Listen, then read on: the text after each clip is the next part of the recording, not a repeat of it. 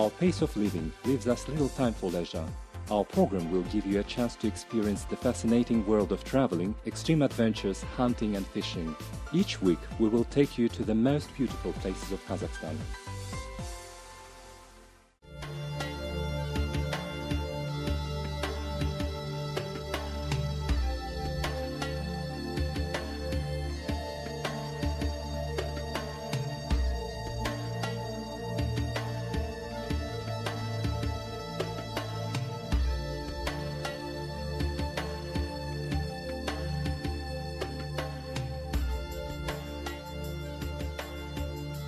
Here we are at the entrance to mysterious Saur.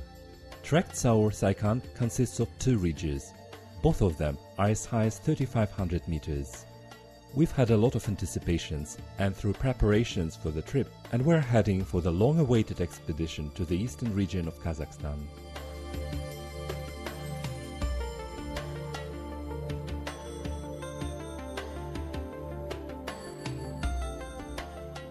We gladly accepted an invitation from a managing director of a game reserve, Aelita Ahmed Salim Kazem, to take part in the census of the animals on the territory of the Zaissan Game Reserve. Aelita is herself from Zaissan and is a patriot of her region.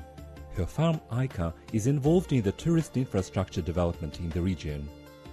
Aelita says that the beautiful landscapes and biological diversity of the eastern region of Kazakhstan may turn Zaissan to a big attraction for eco-tourists.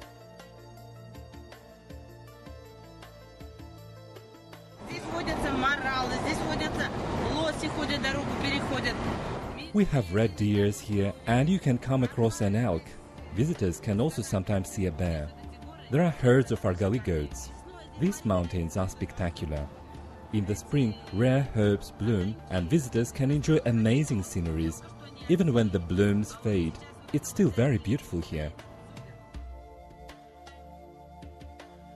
110 kilometers from Usk-Kamenogorsk, near the Kalbatau settlement, we turn from the Almaty highway.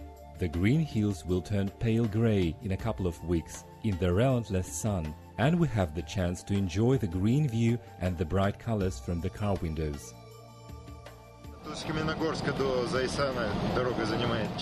It takes 4.5 hours to get to Zaissan from Usk-Kamenogorsk. The road is in a good condition. The hills are blooming. It's beautiful here. At the entrance to Zaissan, we see several oil constructions and oil pumps. The region has some oil resources. From the Zaissan oil deposit, a gas pipeline to China has already been constructed.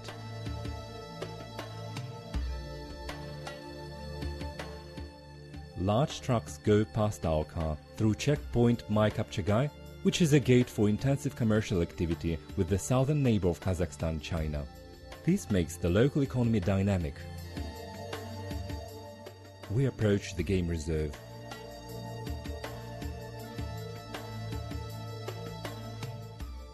In the office, Aelita has a meeting with the huntsmen who are not on duty to agree on the action plan for the upcoming census procedure, confirming the routes and the number of participants.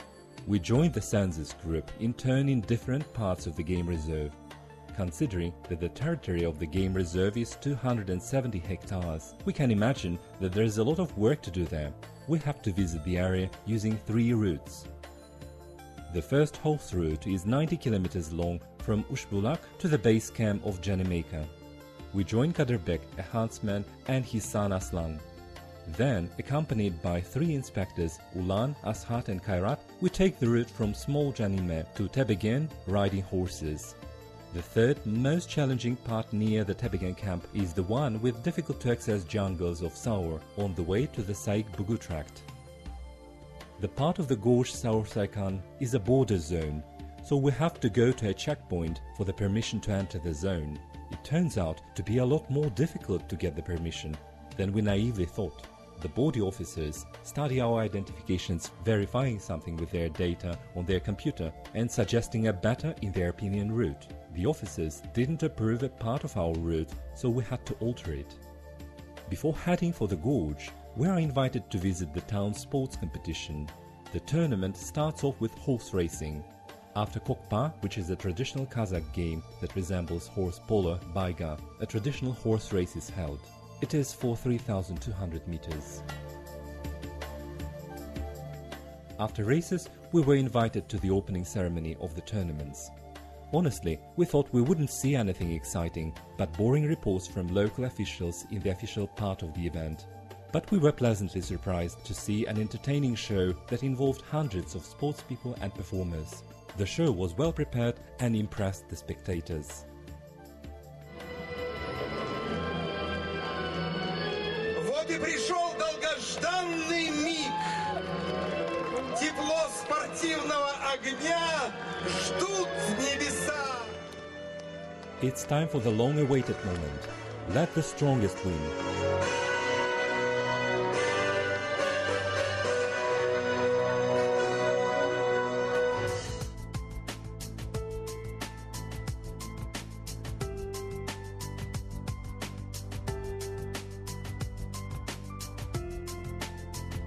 But the event is soon over and we take the route. By the evening of day 1, having held the reconnoitering of our car, we stop at a cordon, change the batteries and pack our stuff into bags. In the following morning, we are mounted on horses and start taking the route.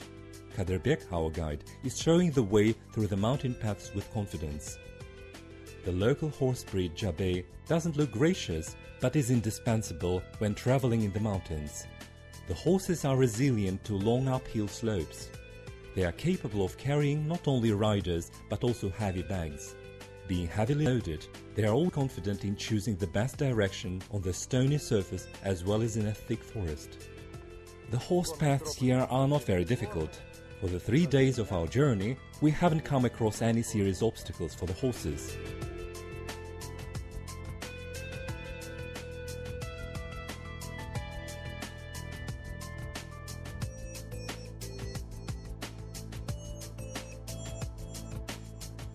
In the clearing, we see a female red deer. It may have been hiding its young nearby. On the first day of the trip, we come to conclusion that red deers do exist in the game reserve, but their number is not large. Kaderbek is a good expert of the locations of the game reserve animals on his territory of the park. The northern slopes of Saur are covered with moist leafy forests.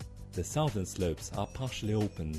Here they have lush green alpine meadows, ideal for grazing red deers, roe deers and argali goats.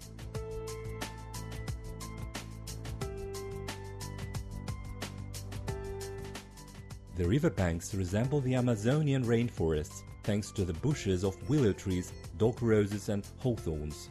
The horses struggle to make their way through them. At the daytime, it's hot, and we seek some shade near the river and tall trees to have a 2-hour rest. During one of such breaks, Kaderbek says, "If you want to see a lot of wild animals, you should go to the places out of shepherd's reach." We had to cover 90 kilometers riding the horses to see he was right. Up the springs, you can often see highland marshes called Sazı. A horse rider needs to be very careful as the horse may break its leg here. During our journey, we saw 2 female red deers, 1 roe deer and 1 boar. Is that a lot or not? Perhaps quite a lot, but if we compare that to what we would see in 4 days in the same part of Saur, where there's no livestock moving, this may not seem enough. In the areas that are hard to access, we observed 30 deers, 3 bears, 20 boars, 30 argali goats, 1 wolf, and a great number of ground squirrels. During one of the breaks, Kaderbek made some refreshing and energizing tea from yellow rocket cress roots. Day 3 of our expedition is over, and we are at the entrance to the Janime camp. After the sunset, we make ourselves comfortable to have some tea, then we suddenly hear some noise and see a boar. We have to wake up very early in the following morning to make our raid. Inspectors can usually observe wild animals either in the early morning or in the evening. At 3:30 am, we head for the new section of the game reserve. Along with huntsmen Ulan, Ashat and Kairat, we are supposed to cover more than 70 kilometers to reach the Tebegen camp. The dawn breaks at about 5 am. Ulan goes first and the rest follow him, going in a chain of 100 meters. Suddenly, Ulan sees a bear. We hurry up to reach him, but the opportunity to see the bear is lost. It disappears in the wood. From now on, we try not to fall behind our guide. Вот здесь до нас похозяйничал медведь. Here we can see some clear evidence that a bear has recently been here. Can you see this hole? It has been dug by a bear. Some places of the tract are still covered with snow. We constantly look around but see nothing decent. In the gorge from time to time we see some cattle and herds of horses, but not a single wild animal. In the summer after 8 am there's no point of looking for wild animals here. We mount on the horses and go towards the heart of the Saur Ridge. Red deers are usually active at the sunrise and sunset times until 8 am and after 7 to 8 pm.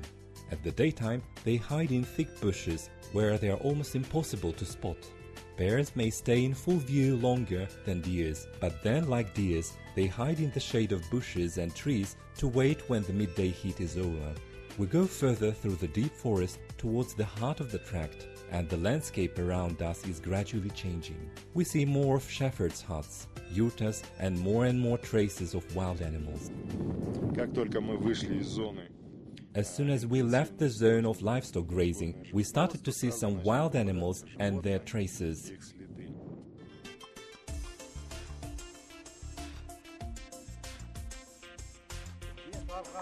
Five argali goats. Here they are. Eventually, we see the first argali goats on our way. A few female goats notice us in a distance of 1 kilometer and run away, which is not a good sign. At the tract we have seen some argali goats for the first time here. The guys say there may be more of them up the hill. During the day we cover 40 kilometers and stay to spend a night on the ridge with a good view as usual, so that early in the morning we can observe the place with binoculars.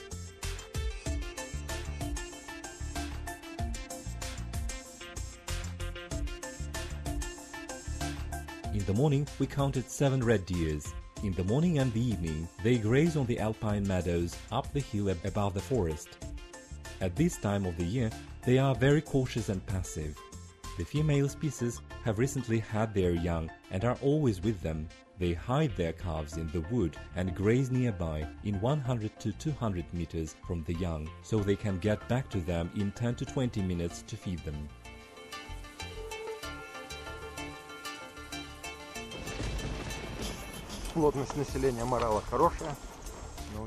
The population density of red deers here is very good. On the territory of 4 kilometers we have seen 5 groups of them.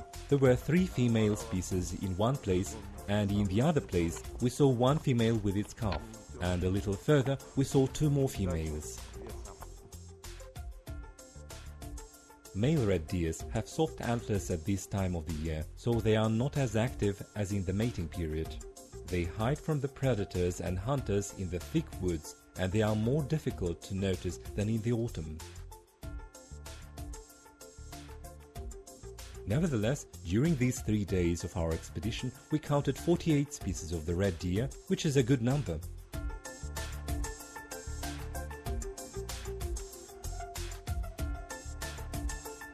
We didn't inspect the whole territory of the game reserve, only about 1/5 of the area. Later, there will be thorough processing of the collected data and the length of the route as well as other variables. To make further records about the estimation and evaluation of the lands and their appropriacy for each kind of species inhabiting the game reserve and their density per each unit of the whole area.